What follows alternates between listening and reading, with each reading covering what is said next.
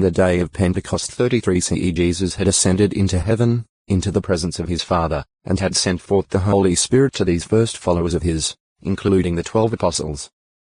Act 2. 1-4, 32, 33. Acting as the high priest according to the manner of Melchizedek, he here rendered great assistance to the secondary seed of Abraham. Heb 2. 16. Enmity between the two seeds. The great serpent Satan the devil has produced seed that has manifested the bitterest enmity toward those who have served God with faith like Abraham, as the Bible record abundantly testifies. Satan has tried to block or hinder the development of the woman's seed. Compare Mount 13. 24-30. This enmity reached its height, however, in the persecution of the spiritual seed, particularly in that display toward Jesus Christ. Acco textoi acute miritra longo. C 890. Exercise faith and obedience will bless themselves, taking hold of life by means of Abraham's seed. Re 20. 11-13. GE 22. 18. This will mean everlasting life and happiness for them. Joe 17. 3. Compare E 21. 1-4. Resurrection of the seed. In explaining the resurrection of the seed, Jesus Christ, the Apostle Peter writes that he was put to death in the flesh, but was made alive in the spirit. 1 Peter 3. 18. His fellow Apostle Paul, in dealing with the subject of the resurrection of Christ's associates, draws upon an agricultural illustration. He argues, "What you sow is not made alive unless first it dies. And as for what you sow, not the body that will develop, but a bare grain, it may be, of wheat or any one of the rest. But God gives it a body just as it has pleased him, and to each of the seeds its own body. So also is the resurrection of the dead. It is sown in corruption, it is raised up in incorruption. It is sown in dishonor, it is raised up in glory.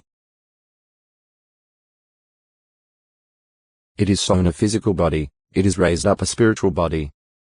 1 Cor 15. 36-44. Those composing the seed of the woman, Abraham's seed, therefore die, giving up earthly bodies of corruptible flesh, and are resurrected with glorious incorruptible bodies. Incorruptible reproductive seed. The Apostle Peter speaks to his spiritual brothers concerning their being given a new birth to living hope through the resurrection of Jesus Christ from the dead, to an incorruptible and undefiled and unfading inheritance. He says, "It is reserved in the heavens for you." He calls to their attention that it was not with corruptible things such as silver and gold that they were delivered, but with the blood of Christ.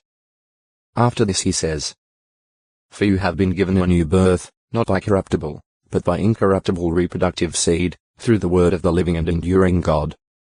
Here the word seed is the Greek word spomidal.ra, which denotes seed sown, hence in position to be reproductive. 1 P 1. 3, 4, 18, 19, 23.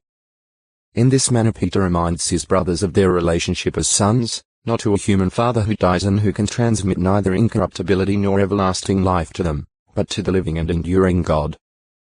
The incorruptible seed with which they are given this new birth is God's Holy Spirit, his active force, working in conjunction with God's enduring word, which is itself Spirit-inspired.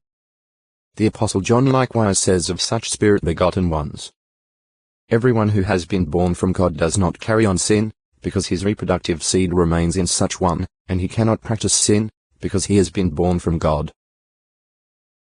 1 John 3. 9. This Spirit in them operates to generate a new birth as God's sons.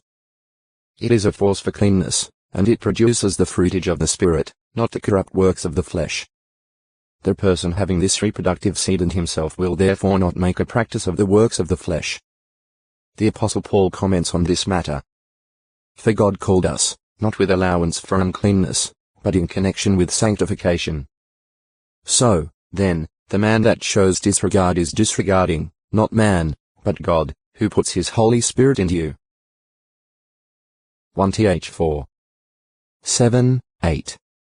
However, one of these Spirit-begotten ones who constantly resists the Spirit or grieves it, that is, saddens it or hurts it, will eventually cause God to withdraw his Spirit. F4. 30, int. Compare Issa 63. 10. A person might go so far as to commit blasphemy against the Spirit, which would be calamitous for him. Mount 12. 31, 32. Luke 12. 10th. Therefore Peter and John stress the need to maintain holiness in the love of God, to love one's brothers from their heart, and to display submission to the guidance of the Spirit of God, thereby proving oneself a true, loyal son of God. 1 P 1. 14-16, 22. 1 Joe 2. 18, 19. 3. 10, 14. Seer? Evidently a man enabled by God to discern the divine will, on having such insight. O textoi acute miritra longo, celled 891. The first of the line of men called the prophets. Act 3. 24. 13. 20. See prophet. Scoob, high up. Protected. 1. Son of Hezron and father